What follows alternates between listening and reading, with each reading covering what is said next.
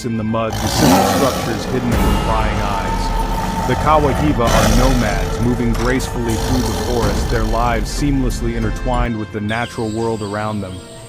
The Amazon is their lifeblood. As the forest thrives, so do they. But this delicate balance is under constant threat. Illegal logging, deforestation, and encroaching development loom large, jeopardizing their very survival. The Kawahiva's plight is not just their own, it is a stark reminder of the fragile harmony that sustains our planet. When the forest is destroyed, we lose more than trees. We lose a vital part of our global heritage. Protecting the Kawahiva is an urgent call to action. It demands safeguarding their land.